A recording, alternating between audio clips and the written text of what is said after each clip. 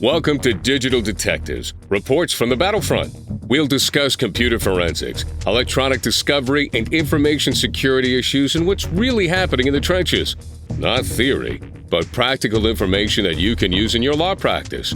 Right here on the Legal Talk Network.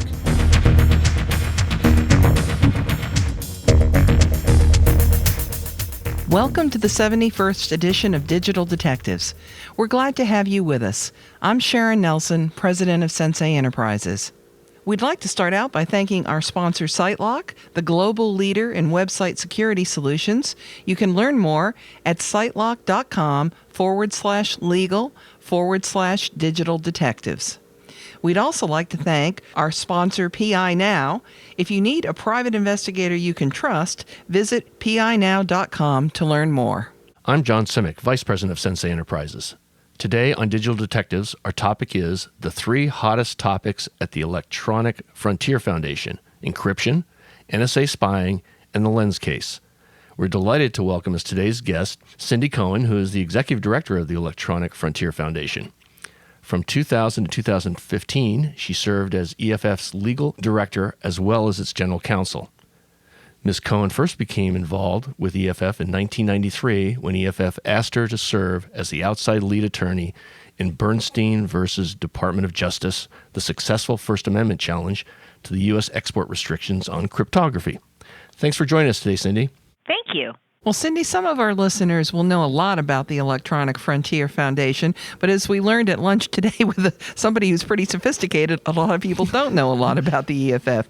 Can you give us a brief overview of what it does? Sure. The EFF is 25 years old. We were founded in 1990 by Mitch Kapor, who founded Lotus. Old-timers will remember Lotus Notes. A guy named John Perry Barlow and John Gilmore. And Steve Wozniak had a role early on as well. And the goal of the Electronic Frontier Foundation is to make sure that when you go online, your rights go with you. And so we have been involved since, before the World Wide Web was introduced in making sure that the Internet remains a place of free speech, of privacy, a place where innovation can flourish, and where people are essentially free to use the technology in ways that helps make the world a better place. Cindy, can you also give our listeners an introduction to digital privacy issues kind of in general? Well, one of the things that has happened with the switch to a lot of digital technologies is that a lot more information about you and your activities online is generated and collected and increasingly used by both government entities and companies. If you and I went out to a cafe and had a conversation before the rise of digital technologies, not very many people would really know about that. You'd have to really follow us around. If you and I go out to a cafe now, well, we both have beacons in our pockets called phones that are recording where we are, that will notice that we're together. If we set up that meeting by sending an email back and forth, there'll be that digital trail. And then a whole lot of metadata surrounding that to basically give a pretty good picture of what we're doing, who we talk to, who we associate with, and ultimately kind of what we're thinking and believing and feeling. Digital technology is really awesome in that it lets us do a lot of these things a lot more easily than we used to, and gives us new powers, but it also really does mean that we're leaving a trail of digital breadcrumbs behind that can be used. And so that, it can be used and frankly can be misused. So, one of the things that we try to do is to make sure that all of these systems that we all use to enjoy to set up our lunches and communicate with our loved ones and our doctors and our banks really serve to protect us and are on our side rather than on the side of other people who, may have interest in selling us things, which is totally fine, but there's still some lines that they probably shouldn't cross. And increasingly, we worry about the government's access to all of this information and their ability to really limit or dissuade us from engaging in associational activities or political activities, and thus kind of put our democracy at risk. So privacy, I think, often gets talked about as if it's kind of some little niche thing that not very many people care about. But I think that when you step back a little bit and you think about the role that it serves in our society, it's a tremendously important one, and indeed one I think that a lot of our other rights rest upon. You asked me about privacy, but I think the other side of privacy that increasingly people are realizing is that the privacy tools that we use to protect ourselves are also, many of them, security tools, tools that keep us safe online, the tools that ensure that all the data that we have on our phones or in our banks doesn't leak out and get used against us by people who might want to engage in identity theft or, in the business context, steal trade secrets or gather confidential information. Obviously, right now, with the hacks into the Democratic National Congress, the hacks into the General Accounting Office, and other things, we see the increasing risk that the large amounts of data about us that are being gathered and held by third parties have for us and our ability to continue to operate in this society. So, privacy and security end up being the two sides of the same coin, and EFF is deeply invested in protecting both of them. I think what a lot of people worry most about, they know the old "trust me, I'm from the government" line is no good. But of all the agencies they worry the most about the NSA, which you've identified as one of your three hot topics. And what makes it one of the three hot topics for the EFF? Well, the NSA has engaged in really kind of dramatically tapping our internet infrastructure. They have a goal and have largely implemented it of making sure that nobody can ever be sure that they're having a private conversation online or connecting with a private association online.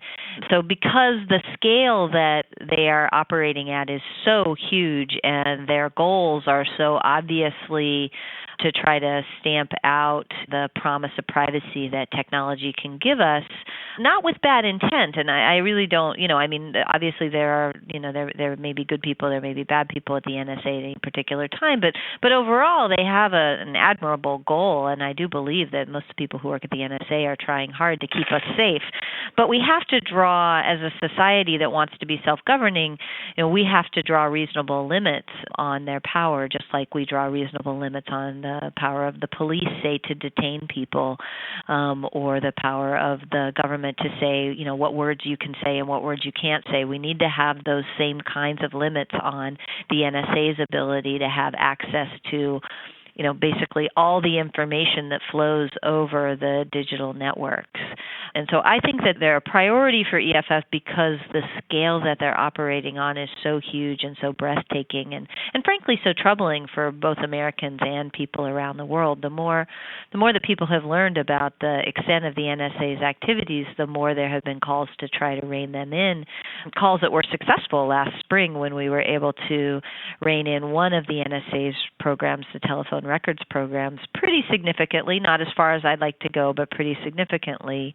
But I think our work is not done. I think we still need to bring that agency back into kind of respecting a reasonable balance between people's privacy, the needs of a functioning democracy, and their desire to try to keep us safe. Well, Cindy, over the last year or so, there's been a lot of talk about encryption and, the Apple versus FBI scenario and backdoors. And I know you spoke about it as well as in your keynote at ABA Tech Show last year. But to what extent is encryption really the solution to protecting our privacy? Well, I think encryption is one of the best tools we have to protect not only our privacy, but our security. And again, encryption is a great example of the kind of dual nature of privacy and security. Encryption is pretty straightforward in concept. It's just it's kind of the science of secret codes, the ability to speak and to encode information in a way that only your intended recipient can actually read it. And there's very fancy math involved. There's factoring of prime numbers. There's all sorts of technical tricks and skill required to deploy encryption well, and that itself is an ongoing struggle because it's actually pretty difficult to securely encrypt lots of information. But when it's done correctly, it really does put you as the user back into control over who can read your messages and who can know who you're talking to. And, we believe strongly at EFF that a free people is a people that has control over who gets to read what they write and who they talk to.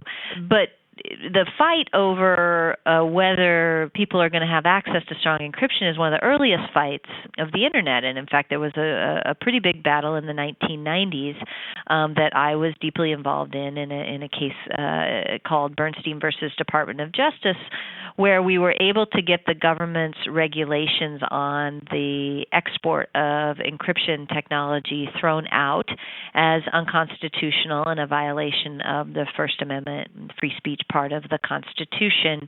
And we were able to do that because of a number of reasons, but I think most important of them is really standing up for the right for Americans to be able to protect their information in digital environments. And that protection you get is protection from government snoops, but it's also protection from bad guys, identity thieves, and other people who we really struggled with so much as a society over the last years. Encryption gives us that double protection. It protects our privacy, but it also protects our security. Well, I know that we're always looking, our radar is always up and sensing legislation which pops up, good and bad legislation in terms of protecting privacy. So what's on your radar currently at the EFF for our legislation that's pending? Well, in the long run, back to the NSA spying, some of the major powers that the government claims it's using to do the mass spying that makes me so nervous, this tapping into the Internet, is under something called FISA Amendments Act Section 702. And Section 702 is up for renewal in December of 2017. So long term, that's something you're going to be hearing about a lot from EFF and a lot of our colleagues in the digital rights communities, and I think your listeners should kind of keep your ears up for that, because Section 702 being up for renewal is our next best chance to try to get major reform through the legislative process. Of course, the EFF has lawsuits against the 702 surveillance as well, and we'll continue to pursue those. In the shorter term, we've got a small session of Congress coming up in the next month or so. There are several things that law enforcement is trying to get crammed through in that short time period that we're going to be trying to defend against. One of them is a kind of a weedy thing that they call ECTR, but that basically is an attempt to let the government use subpoenas to get even more information about you from your service providers than they can already get. They can already get a lot of information about you from your service providers, but there are some limits, and this ECTR fix is an attempt for them to try to get even more information from your ISPs about your activities with just a subpoena, which means there's no judge involved. On the good side, there's a bill called FASTER, which is an effort to try to make sure that publicly funded research gets available to the public much faster than it does now. It's a good bill. It doesn't go as far as we would like, but it's actually a really pretty big step forward in making sure that your tax dollars that are being used to fund research actually end up with that research being available to the public so we can all benefit from it rather than being locked up in proprietary publications. And that's a bill, open access bill, that we have supported along with a lot of other people. Some of your listeners may be familiar with Aaron Schwartz, who was an open access activist who tragically passed away a couple of years ago. This FASTER bill is one of the bills that we're supporting as part of supporting his legacy, and we think it has a shot at getting through Congress in this upcoming moment, and we think if it does that the president will sign it, which would be a really, really positive step to come out of what I think most of us think was a pretty horrible tragedy. Well, Cindy, I know about these really cool and helpful tools that the EFF has, but could you describe for our listeners what, like Privacy Badger and HTTPS Everywhere and Let's Encrypt?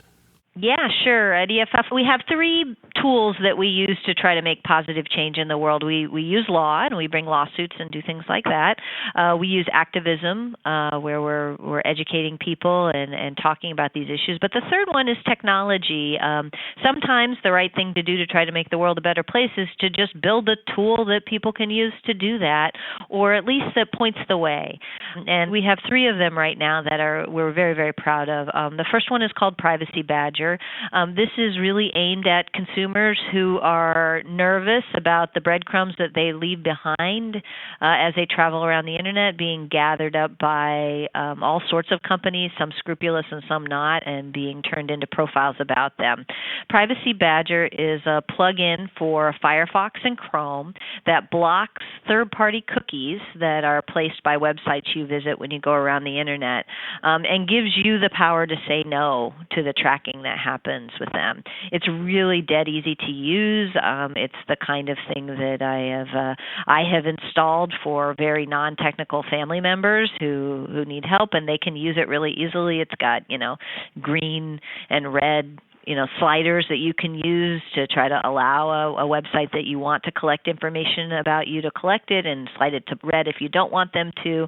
And companies have to abide by those rules because the plugin doesn't let them get the information if you've slid it to red. This is, we think, a really important and easy-to-use tool to give power back to you to decide what information about your online activities gets collected by the websites you visit. The second one's HTTPS Everywhere is a security tool, also a plugin for Firefox and Chrome, that you can use to stop one of the problems that people engage in online, which is you think you're going to your bank's website, but really you're going to a fake website that is collecting your data and maybe maliciously used against us. HTTPS is the secure version of HTTP, and it does extra checks to make sure that you're actually going to the website that you think you're going to. It's a really easy plugin to use, and you can plug it in and you can just rest a little more assured that you're not going to be misled by a phishing attack or some other thing into going to a website that's different than the one that you thought you were going to. And it helps ensure that HTTPS is used, that where it's available, it's used to protect you by the websites you visit. The third one is a little geekier, but in some ways the biggest and most important of all. It's called Let's Encrypt. The web works through something called certificate authorities, which is a way that websites authenticate themselves to each other. And again, it's one of the ways that your browser knows that you're going to the place you're actually, ensures that you're actually going to the place that you thought you were going to. Let's Encrypt is a certificate authority that people who run and maintain websites can use. It's free and it's dead easy to offer to the people who come to visit you significantly more security than they would otherwise have. And this is a tool that we put together with a consortium of other organizations, including Mozilla, and our techs built to try to increase the number of websites on the web that are offering more security. And it's been a tremendous success. In the first few months, we launched this in December. I believe we already have issued over 7 million certificates. Wow. Which makes us, I think, the second or third largest certificate authority on the internet, behind GoDaddy and a couple of others. And the extra special good news about this, because we're a nonprofit and we're not looking to build a business here, is that the vast, vast majority, I think well over 70% of the websites that have used the Let's Encrypt certificate are new. They're websites that were not secure before but are secure now because we made it as easy as possible and as free for them to offer more security to their visitors. So it's really, we have an overarching goal at EFF to try to encrypt the web and get as much of the web as we can available to you in an encrypted form so that it's secure and you can trust it. And on that scale, Let's Encrypt has really made a huge difference, and we expect it only to grow. That's great. It is great. And John, as you know, we're putting together a legal technology tip session. I think we just got 3 good candidates right there. But I have to ask a follow-up question, though. Who determines what you name these things, Cindy? Yeah, well, how did we get to Privacy Badger? Those are the funnest meetings at EFF. We have a team. We have a team at EFF that we call the meme team. That is a cross-organizational team. Actually, anybody can come, but it's usually led by our activists and our artists. We have 2 staff artists at EFF. So Privacy Badger is not only a cool name. If you look at this stuff, we have really fun logos and stuff because we have very talented artists who work with us. And we just sat around and talked about it. And the Privacy Badger name came time, because at the time we were thinking about it, lots of people were watching that honey badger video. Right. That's what I wondered. I wondered about that. Yeah, we kind of thought, well, privacy badger don't care if you don't respect your customers' privacy. Privacy badger don't care because privacy badger, sir, is giving them the right to decide what information you collect. Okay, John and I want to be called into. We want to be called into the mean team for one of these meetings. The next ones, let me tell you, they are so fun. Literally, people are crying with laughter most of the time in these meetings. They are one of the funnest things we get to do at EFF. When you spend a lot of your time fighting the NSA and slogging through discovery responses, and you're getting to spend an hour or two brainstorming the name of our next tech project is really kind of candy for us. That's great. Well, before we move on to our next segment, let's take a quick commercial break.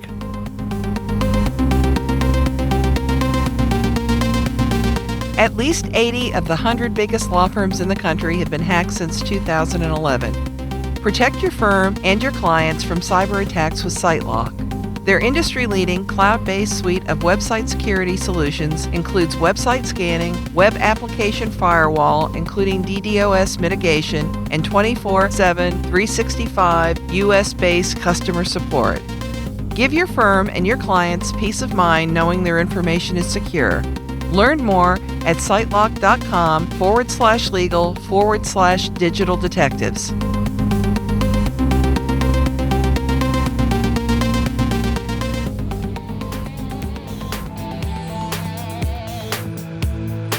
Does your law firm need an investigator for a background check, civil investigation, or other type of investigation?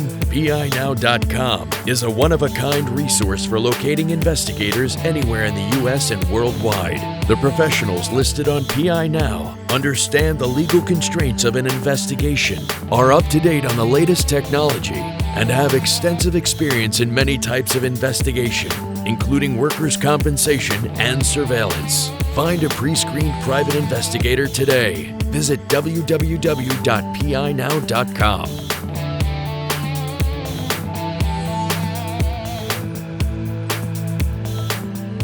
Welcome back to Digital Detectives on the Legal Talk Network.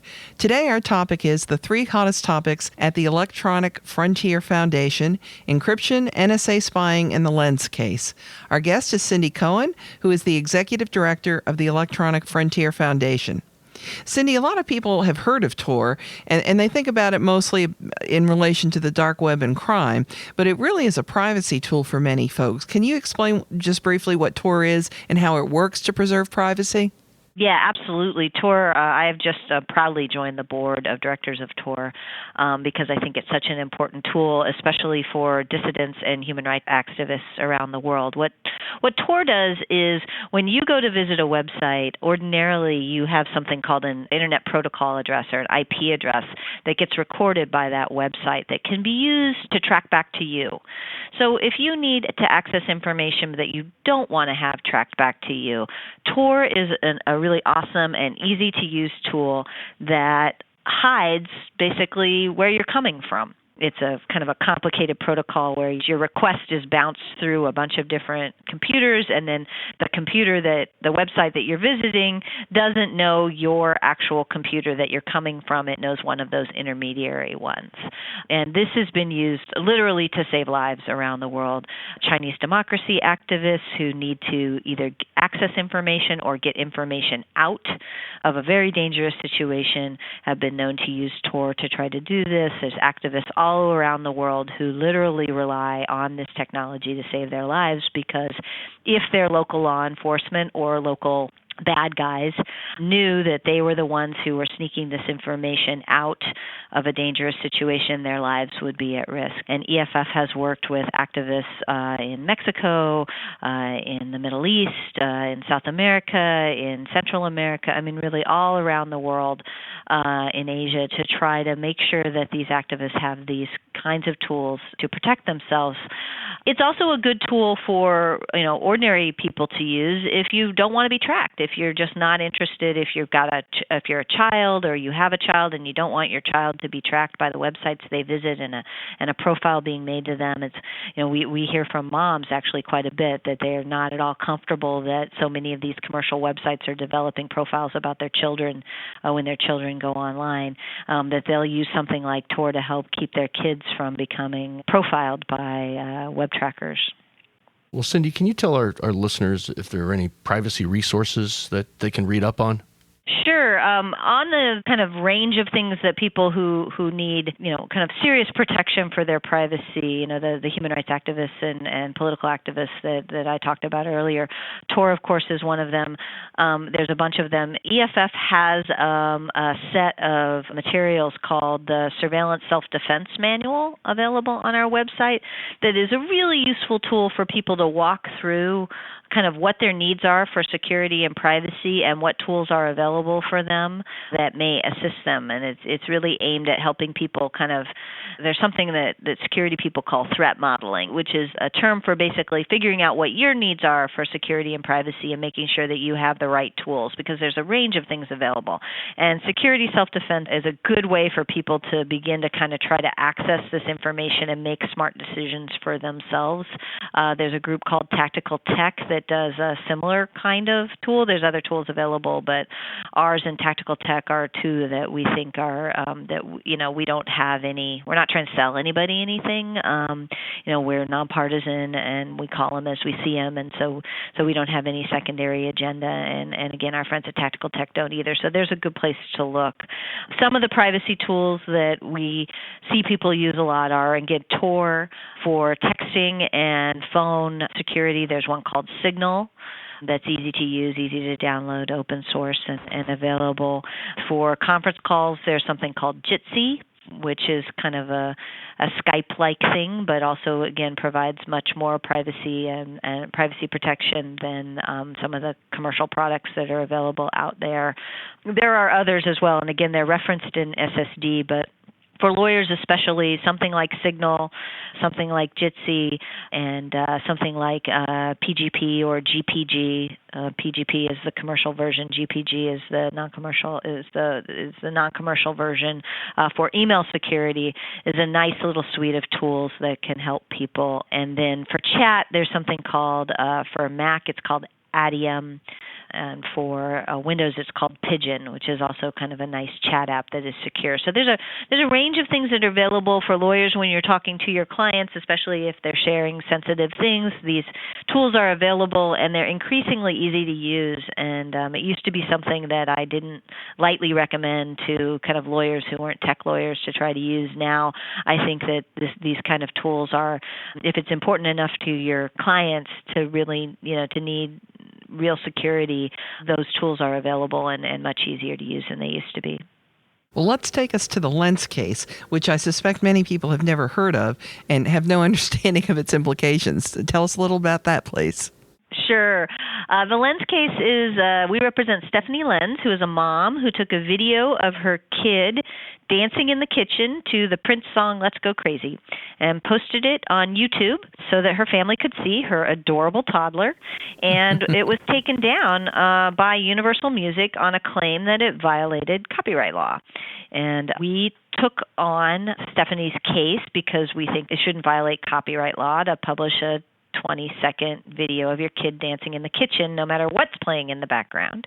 And this case has gone on for several years now, and we're actually at the U.S. Supreme Court this month asking the court to take a look at the case, because Universal Music is taking the position that it can take down anybody's video anytime it wants, and it doesn't have to do anything more than the most cursory review to see whether your video uses any of what they call their music.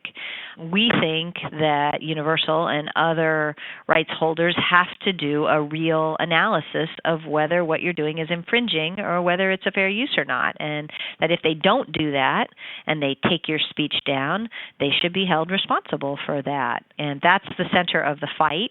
The Ninth Circuit agreed with us that Universal had to do a copyright analysis but they made the standard for Universal to meet in doing that analysis very, very low, and we're asking the Supreme Court to take a look at it and make them have to do a much more robust analysis. Not so much that it will harm them, but a real one, and to have the remedies kick in if they don't. Universal is arguing that Mrs. Lenz, that nobody could ever be hurt by having their speech taken down off the internet, and so there's never any harm from what they do, which I think is clearly wrong and should be very, very troubling for anybody who believes in free speech. Well, Cindy, we're going to close it on up here, but this is your moment for your closing thoughts. But in addition to your closing thoughts, can you tell our listeners about how they can get involved and support the work of EFF? Sure. EFF is a member-supported organization. So if people think what we're doing is important and right, they have an opportunity to join with the 27,000 other people who help ensure that EFF stays strong and robust. So you can join EFF. You can be a member. We have awesome hats and stickers and all sorts of cool stuff. We have very cool swag. But, in addition to the cool swag, you get to feel like you're part of making the internet and the digital world better. And I think that is something that we need people to do. We stand on the shoulders of giants. We stand on the shoulders of people who understand how important having a free and open internet and digital technologies are, and that's how people can get involved. If for the lawyers, we have a list of cooperating attorneys. We get lots and lots of requests for help at EFF, and we help as many as we can. But for many people, we try to get them into the hands of competent counsel so that somebody else can help them. And so lawyers who are interested in getting involved, there's a special opportunity to be one of our referral lawyers at EFF. And if you just email info@EFF.org, you can get connected to that legal referral network. Well, I'm a big advocate of party hats, so I will go right on the site and check that out. Cindy, thank you again for joining us today. Marvelous always. You gave a bravura performance at ABA Tech Show. I know everybody enjoyed listening to what you had to say, and today more of the same. So thanks for illuminating all of these issues for us and for taking the time out of your day to spend some time chatting with John and myself. Oh, thank you so much for continuing this conversation. I love talking with you guys because you're smart. You guys know what's going on, and I think you have a great audience. Thanks. Well, that does it for this edition of Digital Detectives. And remember, you can subscribe to all the editions of this podcast at LegalTalkNetwork.com or on iTunes. If you enjoyed this podcast, please review us on iTunes. And you can find out more about Sensei's digital forensics, technology, and security services at senseient.com. We'll see you next time on Digital Detectives. Thanks for listening to Digital Detectives on the Legal Talk Network. Check out some of our other podcasts on LegalTalkNetwork.com and in iTunes.